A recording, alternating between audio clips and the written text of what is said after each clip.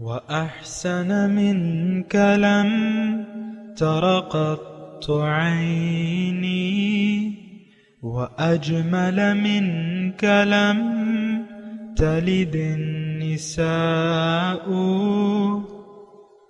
خلقت مبرأ من كل عيب خلقت مبرأ من كل عيب كأنك قد خلقت كما تشاء كتاب أنزلناه إليك مبارك ليدبروا آياته وليتذكر أولو الألباب. یہ کتاب برکت والی ہے جسے ہم نے آپ کی طرف نازل فرمایا ہے تاکہ دانش مند لوگ اس کی آیتوں میں غور و فکر کریں اور نصیحت حاصل کریں. اللہم صلی علی سیدنا محمد وعلی آل سیدنا محمد بعدد کل ذرۃ مئۃ الف الف مرۃ. سامعین و ناظرین اکرام، السلام علیکم ورحمۃ اللہ وبرکاتہ. سامعین اکرام، سورہ الحشر آیت نمبر 23 حصہ چہارم. آج کا موضوع، کیا ہم مانتے ہیں کہ بڑائی صرف اللہ تعالیٰ کے لیے مخصوص ہے؟ اس کے ساتھ آج کے سبق کا آغاز کرتے ہیں. سب سے پہلے گزشتہ سبق کا اعادہ ہوگا. هو اللہ الذی لا الہ الا هو الملک القدوس السلام المؤمن المہیمن العزیز الجبار المتکبر سبحان اللہ عما یشرکون. وہی اللہ ہے جس کے سوا کوئی معبود نہیں، حقیقی بادشاہ ہے، ہر عیب سے پاک ہے، ہر نقص سے سالم اور سلامتی دینے والا ہے، امن و امان دینے والا اور معجزات کے ذریعے رسولوں کی تصدیق فرمانے والا ہے، محافظ و نگہبان ہے، غلبہ و عزت والا ہے، زبردست عظمت والا ہے، سلطنت و کبریائی والا ہے. اللہ ہر اس چیز سے پاک ہے جسے وہ اس کا شریک ٹھہراتے ہیں. سامعین کرام، سورہ الحشر آیت نمبر 23. واللہ الذی لا الہ الا ہو، اللہ تعالیٰ وہ ذات ہے جس کے سوا کوئی معبود نہیں، الملک بادشاہ حقیقی، القدوس پاک، السلام سلامتی دینے والا، مومن امن دینے والا، المہیمن نگہبان، العزیز غالب، الجبار زبردست، المتکبر بڑائی والا. سبحان اللہ عما یشرکون، پاک ہے اللہ تعالیٰ ان ہستیوں کے جو یعنی ان شریکوں سے جو یہ شریک کر رہے ہیں اللہ تعالیٰ کے ساتھ.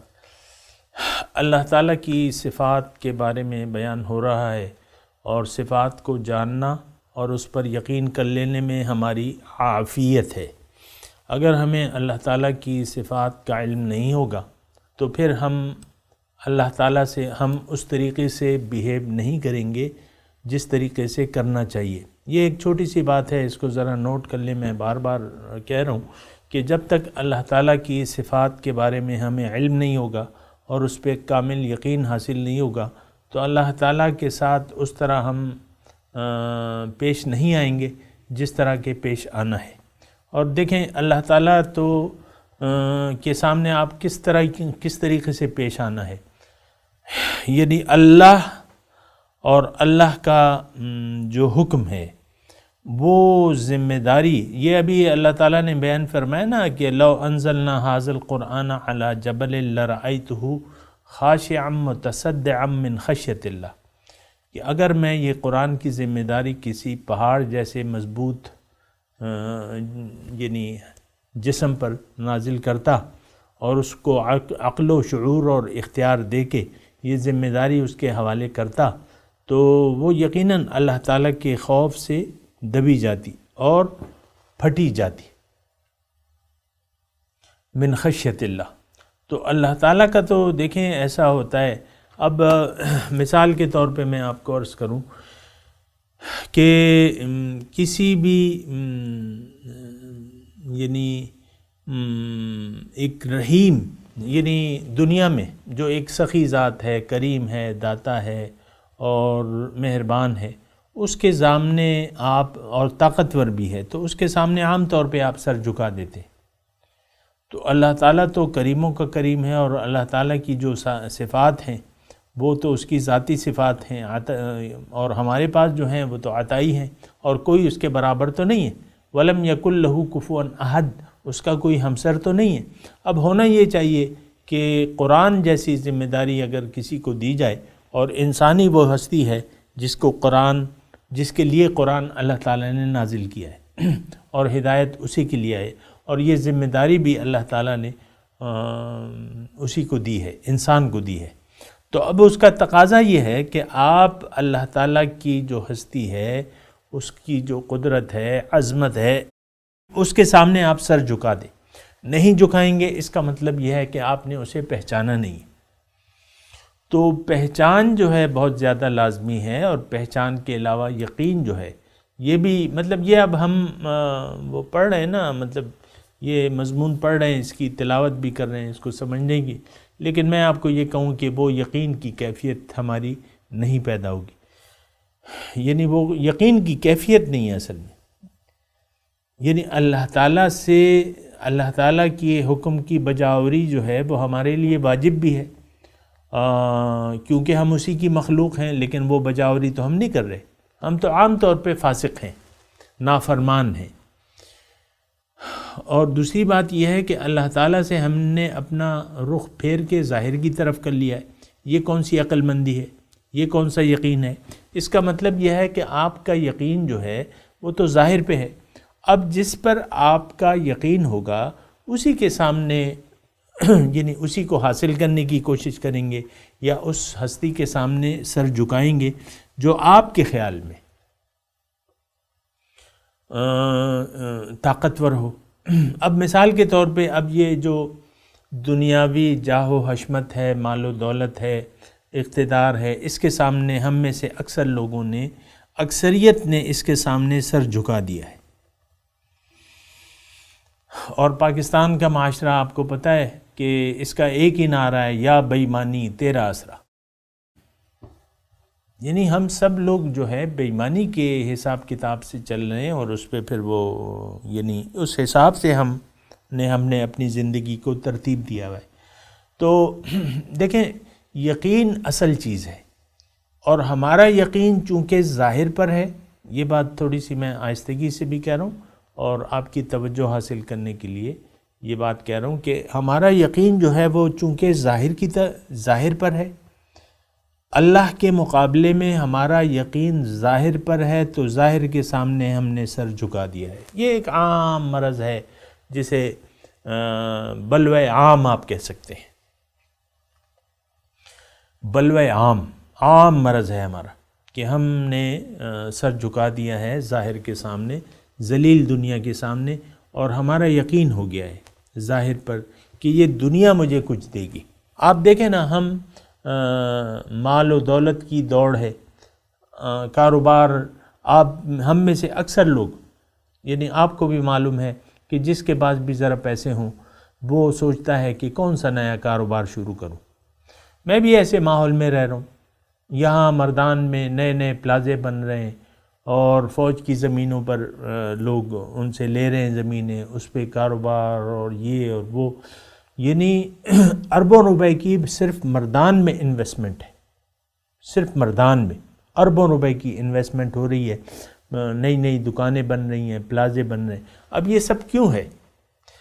یہ ناجائز تو نہیں ہے، میں تو اسے ناجائز نہیں کہوں گا، لیکن آپ باطن کو، ظاہر کو باطن پر ترجیح دے چکے ہیں۔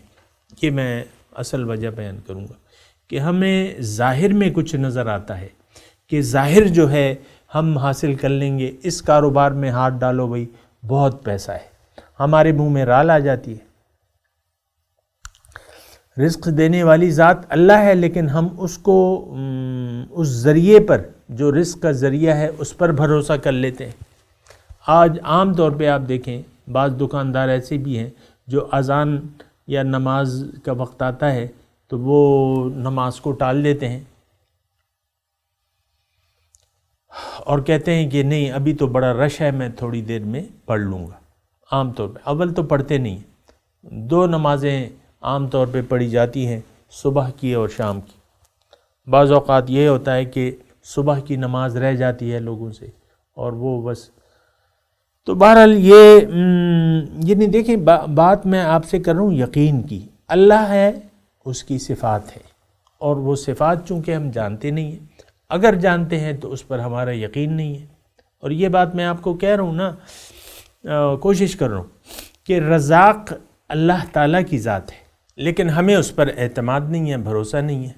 بتوں سے تجھ کو امیدیں اور خدا سے نا امیدی۔ اب یہ ہے نا کہ اب صورت ہے، دیکھیں ضرورت اس بات کی ہے کہ ہم اللہ تعالیٰ کی صفات کو جان لیں، اور جو سب سے بڑی صفت ہے میں آپ سے اگر کہوں تو وہ صفت الہ ہے، کہ اس کے سوا کوئی معبود نہیں، جسے یعنی آج کے یعنی آیت نمبر 22 میں بھی اللہ تعالیٰ نے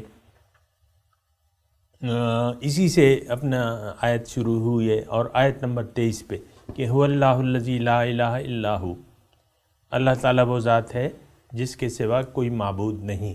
تو سامعین کرام، صفت الوہیت جو ہے وہ ازحد ضروری ہے، اور یعنی اللہ کی صرف الہ واحد کی بندگی اور الہ واحد کے سامنے سر جھکا دینا یا اس کے حکم کے سامنے سر خم تسلیم کر لینا، یہ اصل میں ہے بندگی، اس کا نام بندگی ہے۔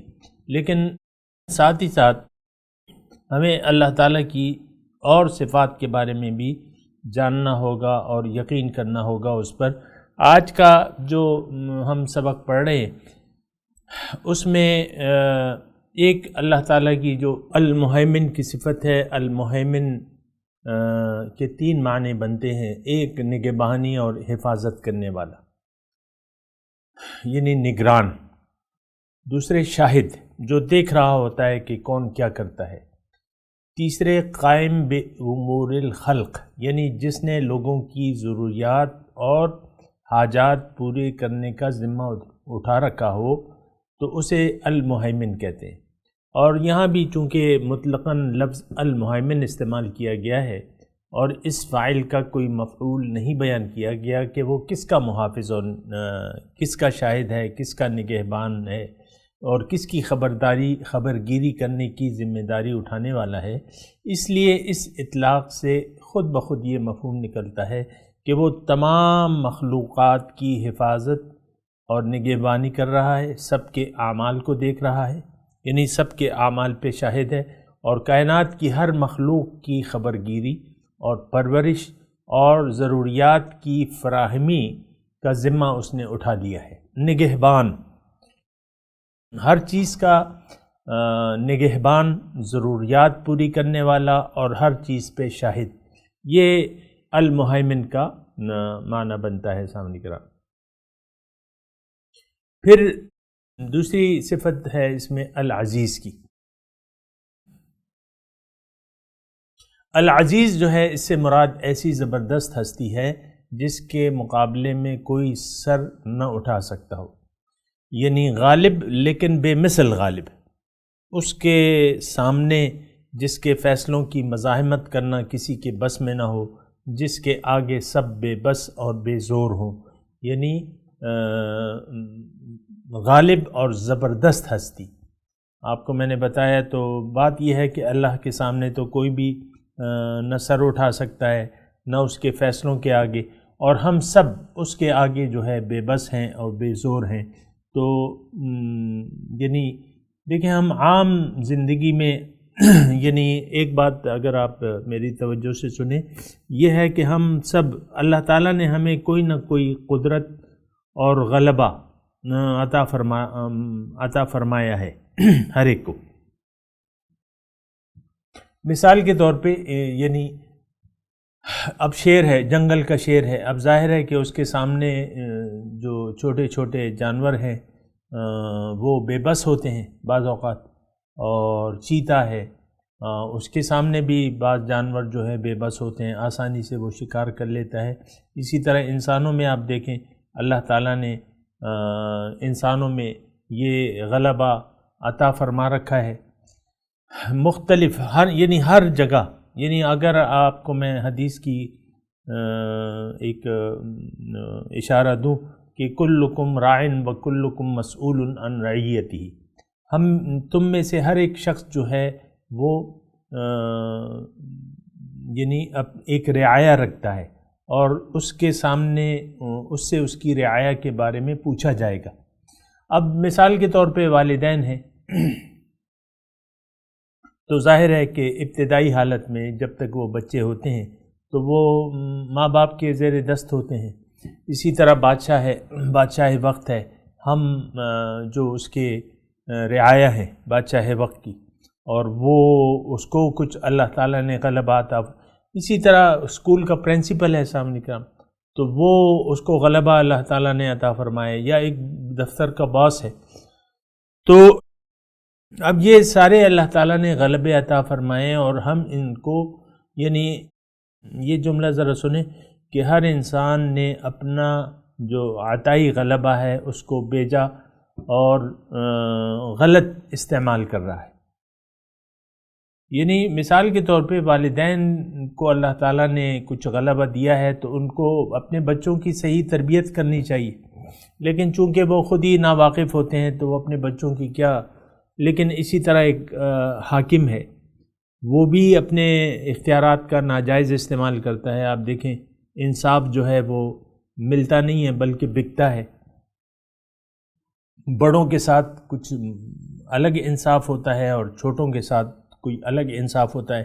اسی طرح اسکول کا پرنسپل ہے یا ایک کوئی ادارے کا باس ہے، بعض اس کے جو ہیں کچن کیبنٹ ہوتی ہے، بعض لوگوں پہ وہ خاص نظر کرم رکھتا ہے اور بعض لوگوں کے ساتھ وہ عام رویہ رکھتا ہے، تو یہ اس کا ناجائز استعمال ہے۔ اللہ تعالیٰ نے یعنی خلاصہ گفتگو کا یہ ہے کہ اللہ تعالیٰ نے آپ کو جو بھی حیثیت دی ہے اس کا بجا اور جائز طور پر استعمال کرنا چاہیے، اور کسی زیر دست کو آپ نے بیجا طور پہ تنگ نہیں کرنا اور اس سے کوئی ظلم اور زیادتی کا رویہ نہیں رکھنا، کیونکہ آپ پر جو ذات غالب ہے وہ اللہ تعالیٰ کی ہے۔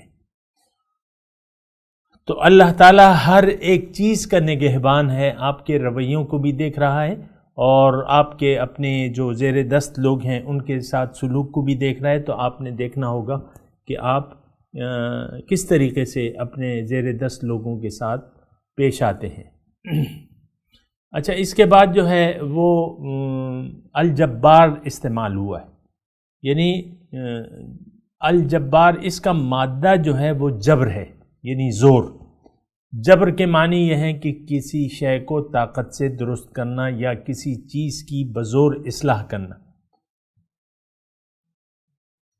اگرچہ عربی زبان میں کبھی جبر محض اصلاح کے لیے بھی بولا جاتا ہے اور کبھی صرف زبردستی کے لیے بھی استعمال کیا جاتا ہے، لیکن اس کا حقیقی مفہوم اصلاح کے لیے طاقت کا استعمال ہے۔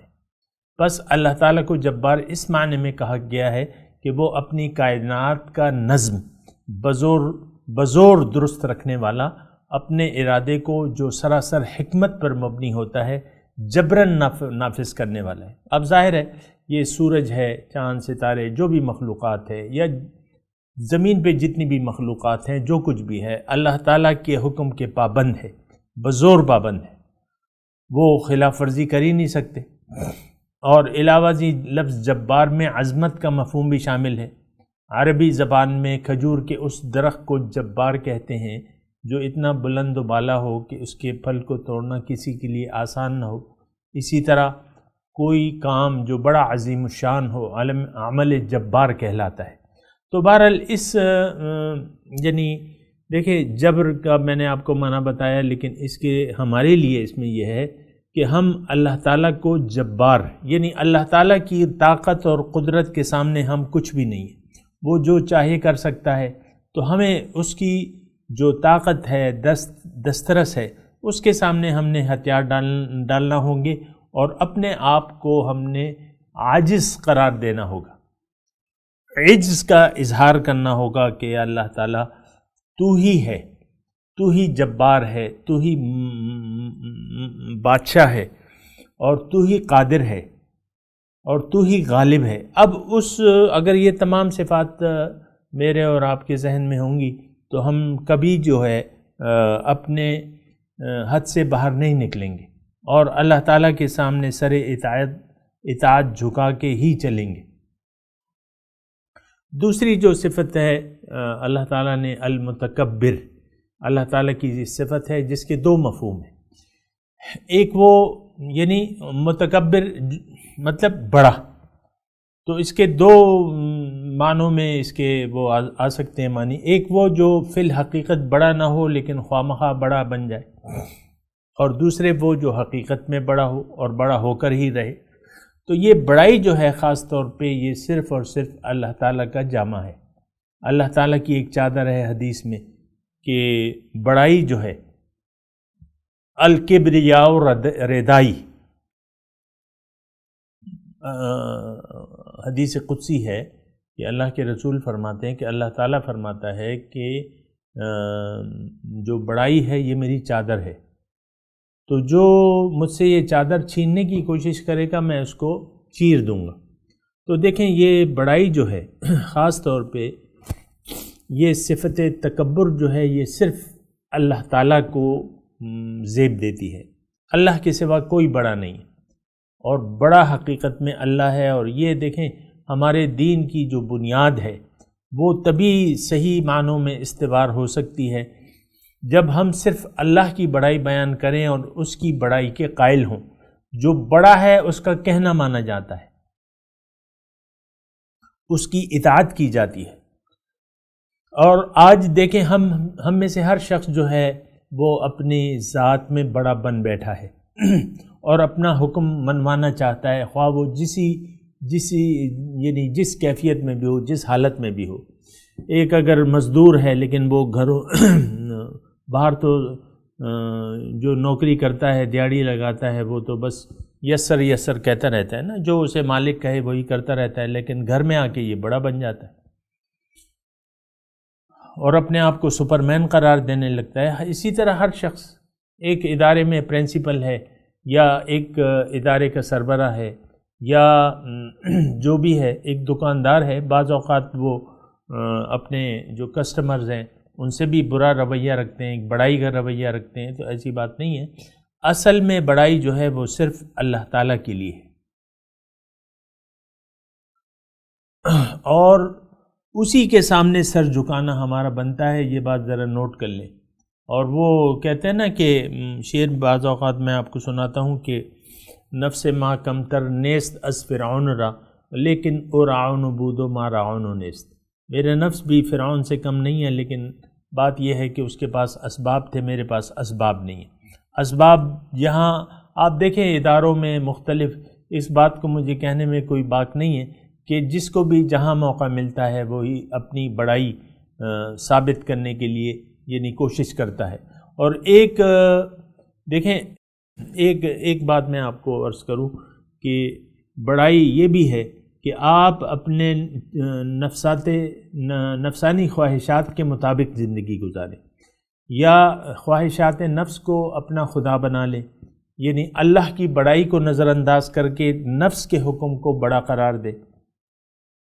ایک تو یہ تو اصل بڑائی ہے جس میں ہم مبتلا ہیں سب لوگ، کہ ہم من چاہی زندگی گزارنا چاہتے ہیں، اللہ تعالیٰ کے حکم کے سامنے سر نہیں جھکانا چاہتے۔ تو اس صورت میں یہ ہوگا کہ ہم یعنی اللہ تعالیٰ کی بڑائی نہیں بیان کر رہے ہوتے، اپنی بڑائی بیان کر رہے ہوتے۔ اور یہ ایک تکبر کی ایک صفت ہے، یعنی اخلاق رذیلہ میں اس کو شمار کریں گے ہم، کہ ایک بری صفت ہے کہ ہم میں سے یعنی ہر شخص جو نفس رکھتا ہے اس میں یہ صفت تکبر ہوتی ہے، یعنی وہ یہ سمجھتا ہے اپنے تئیں کہ میں بڑا ہوں۔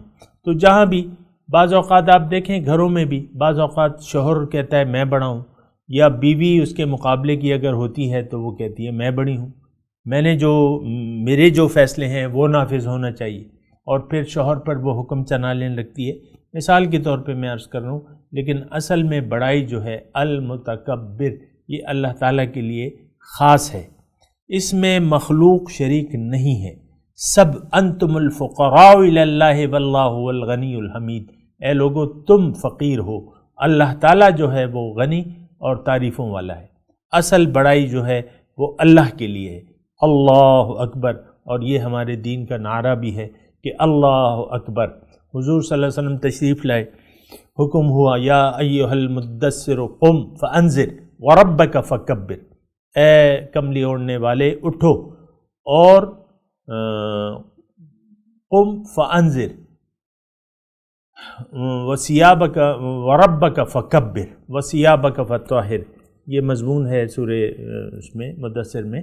تو لیکن یہ ہے کہ میں آپ کو یہ بار بار کہہ رہا ہوں کہ یہ صفت ہم میں موجود ہے بڑائی کی۔ آپ ذرا دیکھیں نا، یعنی میں تو آپ کے حال سے واقف نہیں ہوں، اللہ بہتر جانتا ہے کہ آپ کس حال میں زندگی گزار رہے ہیں، لیکن یہ صفت ضرور انسان میں ہوتی ہے۔ لیکن آپ کو یہ تکبر کی جو صفت رذیلہ ہے انسانی نفس کی، اس سے اجتناب کرنا ہوگا، اللہ کی بڑائی کا قائل ہونا پڑے گا اور اللہ کے سامنے سر جھکانا ہوگا، تبھی ہم اللہ تعالیٰ کو عاجزی پسند ہے، یہ بات نوٹ کر لیں۔ انسان چونکہ بڑا ہے ہی نہیں، تو اس کی جو بندگی ہے وہ اصل میں اس کی عاجزی ہے، کہ یہ عاجز ہو کے اپنے رب کی فرما برداری کا رویہ اختیار کر لے، اس میں اس کی کامیابی ہے۔ اور ابھی ٹائم پورا ہو گیا، میں آپ کے سامنے تلاوت کرتا ہوں، میرے ساتھ دہرائیے۔ اعوذ باللہ من الشیطان الرجیم، بسم اللہ الرحمن الرحیم۔ واللہ الذی لا الہ الا ہو، اللہ وہ ذات ہے جس کے سوا کوئی معبود نہیں۔ الملک القدوس السلام اچھا چلیں پہلے تلاوت کر لیں۔ واللہ الذی لا الہ الا ہو الملک القدوس السلام المؤمن المہیمن المہیمن العزیز الجبار المتکبر، سبحان اللہ عما یشرکون۔ ترجمہ سنا دیں۔ هو اللہ الذی لا الہ الا ہو، اللہ وہ ذات ہے جس کے سوا کوئی معبود نہیں ہے، الملک القدوس، بادشاہ ہے، پاک ہے، سلامتی دینے والا ہے، المؤمن، امن دینے والا ہے، مہیمن، نگہبان، العزیز، غالب، جبار، زبردست، المتکبر، بڑائی والا، سبحان اللہ عما یشرکون، اللہ پاک ہے ان ہستیوں سے جو یہ لوگ اس کے ساتھ شریک کرتے ہیں۔ اب ان آیت کی تلاوت اور ترجمہ۔ هو اللہ الذی لا الہ الا هو الملک القدوس السلام المؤمن المہیمن العزیز الجبار المتکبر، سبحان اللہ عما یشرکون۔ He is God, besides whom there is no God, the sovereign, the holy, the peace-giver, the faith-giver, the overseer, the almighty, the omnipotent, the overwhelming. Glory be to God, beyond what they associate. اس کے ساتھ ہی آج کے درس کا وقت اختتام کو پہنچا۔ انشاءاللہ اگلے درس میں ملاقات ہوگی۔ وآخر دعوانا ان الحمدللہ رب العالمین، والسلام علیکم ورحمۃ اللہ وبرکاتہ۔